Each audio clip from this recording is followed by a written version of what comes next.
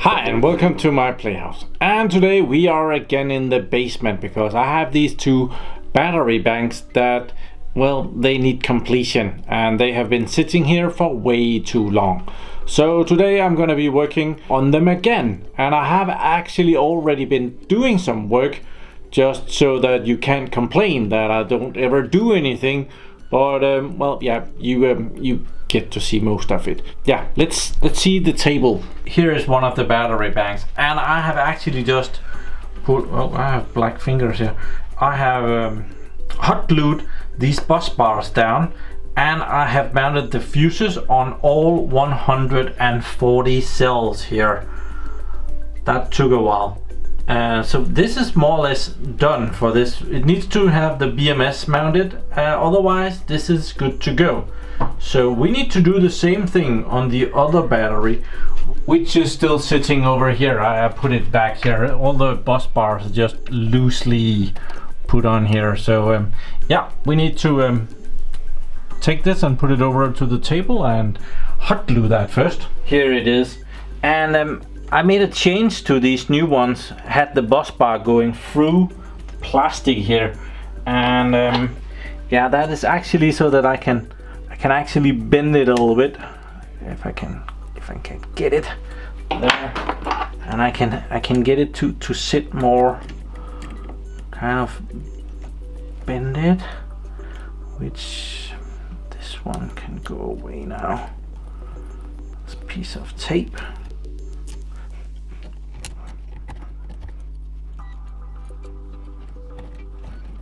There, so that the bus bar really can't get out of there. So I'm gonna do that to the rest of them. I did that on this one, and it worked out really well. Okay, I have bended all of these up so that when I glue it down, well, it's gonna attach really well. So I actually want this one as well. So I think we'll put this away.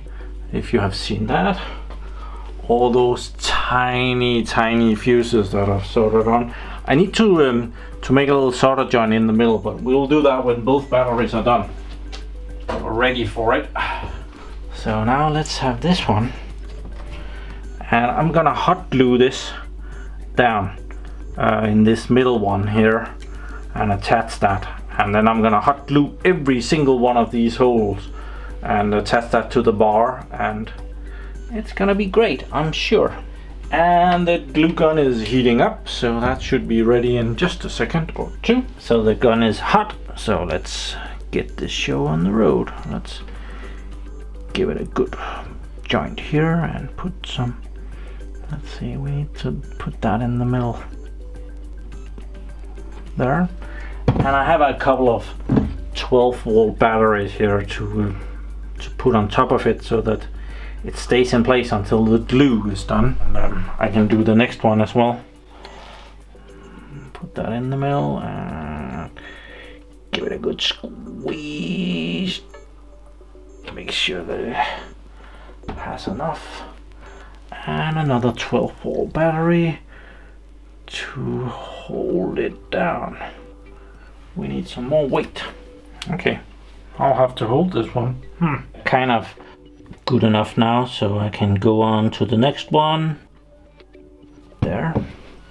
And I can take the batteries from over here and move them over there. Awesome. And the next one.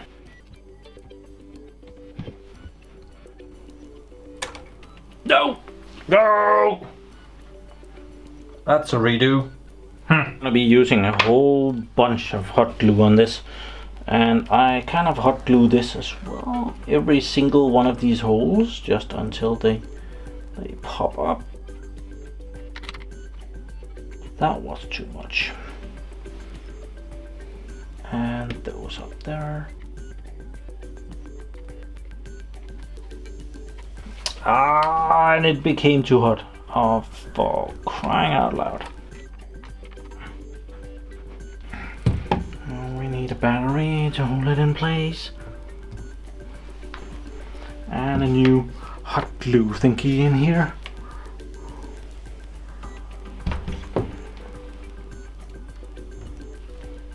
Yeah, I guess that has to be good enough. So just to keep the bus bar in place, we put a lot of hot glue in there. And then we're gonna solder on fuses afterwards. So I try not to do too many to heat up the metal too much, because then the hot glue will melt again, which we found out. Yeah.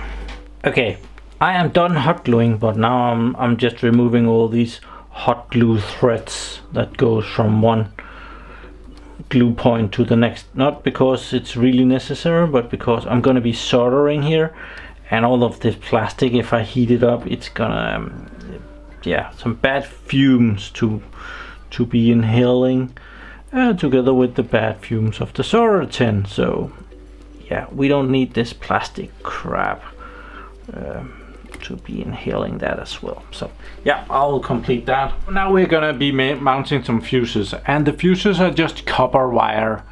This is a copper wire, and inside is a lot of small tiny strings. You can kind of see that. And I cut off 5 centimeters of this and made a bunch of these tiny little strings that I'm gonna be using as the copper wire, one by one. So one tiny little copper wire.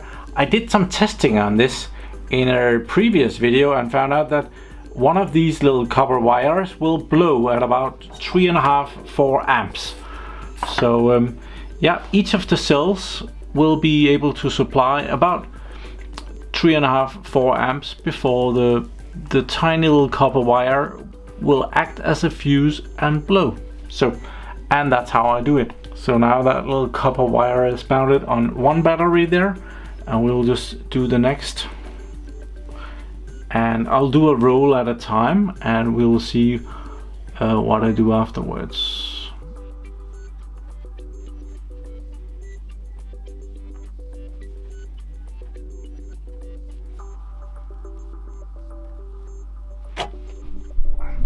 Okay, so I have the wire mounted on these batteries.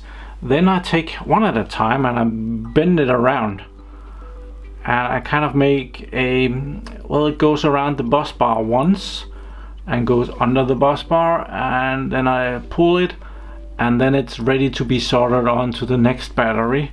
And yeah, we can't do this. I have to hurry up. There's 140 cells. It takes a while. So yeah, but it's really cheap way. This wire is, it's not really costing anything. 5 centimeters of wire, well, it's negligible. It's not a lot. So yeah, just this is a little bit of mingling. I usually have this pair of glasses that I use, makes it easier to see. So, and we solder them on this roll of batteries over here. There, and it becomes ever so slightly hot. So, can't take too long. There. Ow! That got hot. There, and there. And then I have just removed the excess here. So I have done the first 10 batteries. Just need to do the rest, which is gonna take a while. It is the next day. I got 50 fuses done over here before well, it became too late last night, and well, little Danish boys had to go to bed. But this morning I want to try and explain how this battery bank and, well, what the thoughts are here. So all these cells are represented in these boxes. There are 10 cells in each of these blocks, which makes up kind of one battery, and then the batteries are put on top of each other, and that is, we call that an 14S 10P. That means that there are 14 batteries in series, and each of them consist of 10P. That's 10 cells in parallel. S for series, P for parallel. That means that the battery voltage will range from about 42 volts when the batteries are depleted and all the cells are at about 3 volts, and all the way up to 58.8 volts when all the batteries are at full capacity, and 4.2 volts. So that is kind of a big range that you have to be able to do, and that's the charge controller's job to do that, to make sure that it can go forth and back between that. And so we have all these batteries, and what I've been doing here, I've been mounting fuses, and the fuses goes on kind of this side up here. So we could kind of draw that. Now we have a bus bar that goes between two cells, two rows of cells, and it kind of goes down the middle here without touching the actual cells, and it goes over here as well, and it goes down the middle that way. And then every cell is fused like that to the next cell, but also to the bus bar in the middle here. That means that from each of these cells we can draw about 3.5 4 amps before this little fuse blows, which means that these 10 cells would be able to draw about 40 amps, somewhere between 35 and 40 amps before the first fuse will blow. And if you're drawing that much power and one fuse blows, well, it's just gonna blow all the fuses in no time. We would kill an entire cell like this. That would, well, not exactly kill, but the fuses would be gone, and at that point the whole battery would shut down. If just one cell, this one, let's say that one goes bad and it short circuits, at that point there will run a really big current through that cell, and that fuse here would blow instantly, and that cell would just be out of the equation. The whole battery will run really well on just 9 cells. It's not as efficient as if all the cells are there, but it would keep going, which is, well, a nice redundancy. Would like to know if a cell is bad, but otherwise than the capacity of the whole bank going down, I would have to check the fuses to find out which battery has stopped working. So it's kind of like, I draw it down here, we have all the cells, these 10 cells are kind of one battery. So one battery after the next battery, and we get up to voltage, to this voltage, and each of them are like 3 to 4.2. Oh, that's 4.4. 4.2 volts, like that. Oh, that's nasty. Let's do that over. 3 to 4.2 volt for each of these. And we have the BMS to control that, to make sure that these cells are being charged equally, and if something bad happens, it also shuts down the entire battery. It does that by the negative side of the battery goes into the BMS, and the BMS can shut that down and say, well, something's wrong, we are shutting down, and then it will just cut that, and the battery is offline. That there's a whole bunch of stuff that can make that happen. I'll try if I can find the BMS and see. It protects against a lot of stuff. Then how does the battery work inside of this system? Well, I have 12 solar panels up on my roof of the garage. Each of those solar panels they're kind of, well, you could kind of call this 3S. There are 3 in series, and then there is 4 of those. So 3S 4P. And they go into the charge controller, and this is because my charge controller can only handle 150 volts. Actually, the one I was using before could only handle 130 volts. So that's why I did it this way, because each of these panels open circuit, they're close to 40 volts. And with 4 panels I would get over 130 volts.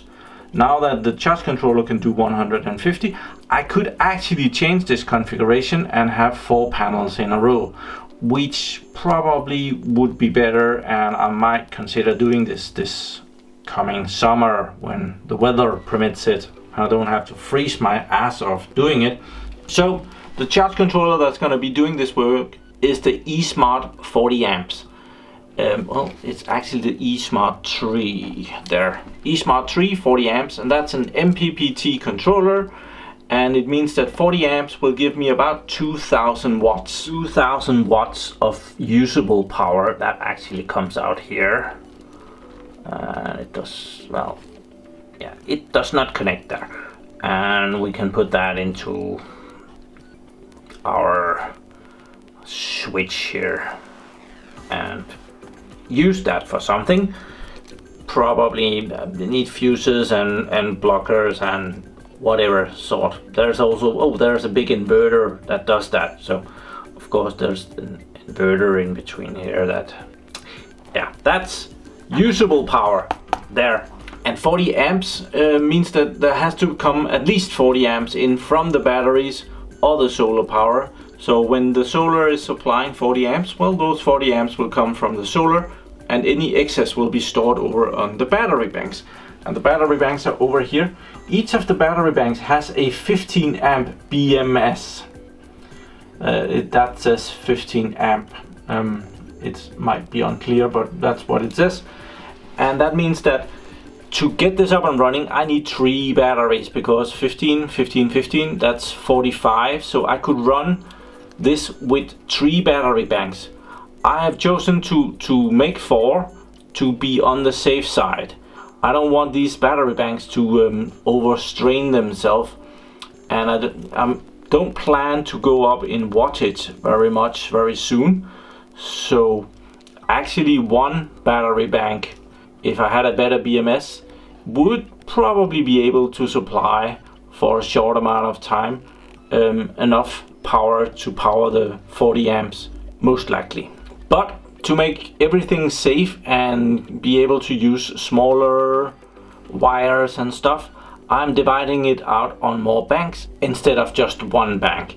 That means that, well, if this is drawing 40 amps, we will only see 10 amps going this way on each of them. And 10 amps isn't that bad for a power bank like this. That means that every cell in the power bank will be supplying 1 amp. And with each cell being an average of a little bit over 2000 milliamp hours, that means that we could run this for 2 hours continuously, drawing 2000 watts. That means that we have built kind of a 4 kilowatt hour battery here, or lithium ion battery setup. That is not overstraining anything. At some point the battery voltage will drop when the charge controller sees that the voltage is getting low on the batteries. It should see that before the BMS is shut down. So the charge controller will give an alert and say, oh, we are in trouble here. We are not seeing the power that we need over here. And at that point it's gonna cut the connection, and we will not get any more usable power out of it.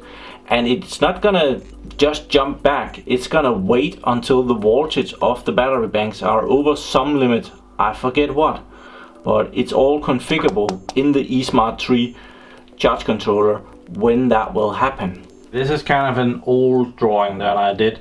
We have the solar panels up here, 120 volts coming in, and that goes down to this is the lead acid battery bank. I have this lead acid battery bank in there as well, 24 kilowatt hours. Well, it used to be that those batteries are not up to date anymore, so they may be good for 8 or something, I don't know. But we are gonna parallel that with the lithium ion bank. I have only on this drawing I've only drawn on the 2 that was ready at the time. Solar power comes in, it is divided by those 2 charge controllers. This one charges all the lead acid batteries, and this one charges the lithium ion batteries. Then I need to combine those at some point. I am still not sure how to do that. How to take the usable power out of these charge controller, combine them to 1, run them through, well, it's not an UPS anymore, it's an actual inverters, and then go out and be usable power in our plug. Oh, I kind of made the same plug here, 220 volts, which is more like 230 volts. But yeah, that's the general idea, to have two systems working together, so the lithium ion banks might not even see that much of a load because it's dividing the work with the lead acid battery banks. But this connection down here is still giving me headaches. How do I do that? How do I connect one heck of a power bank to one heck of a power bank right there and have them work together and not blow each other up? That's gonna be exciting at some point. So I don't think I can get away with much more talking. I have to keep on working on this, otherwise I will never get this done. I need more fuses, and I'm gonna have my fuse wire here, and I'm gonna mark 5 centimeters. I could do less, but it's when I'm wrapping the wire around the bus bar, it's good to have a little bit extra to mess with. So.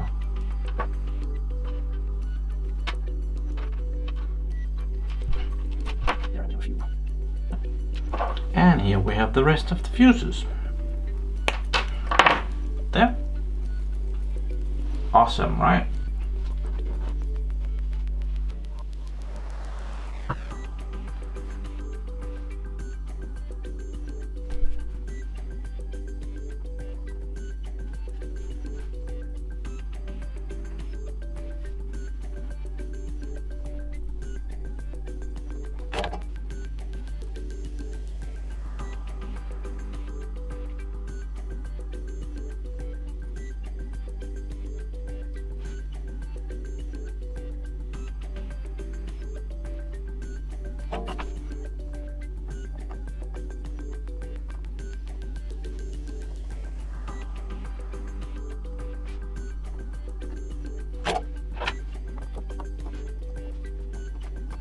I got it done. I have all the fuses in this bank as well.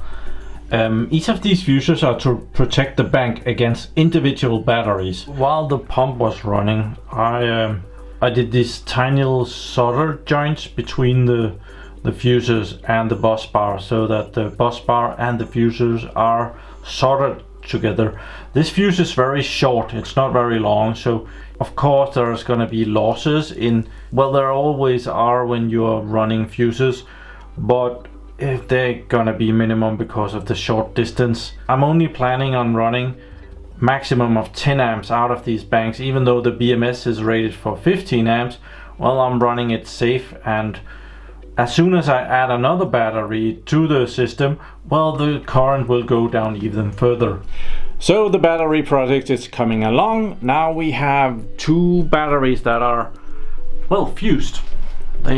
One is on the table here and the other one is on the shelf over here, together with the 2 with already mounted BMSs that are ready to go. If I can keep this going and keep the interest for it up, well, I'll have these batteries done in no time. And I actually better go and order that eSmart 3 MPPT charge controller that are gonna be handling the lithium ion banks, because well, I need that one.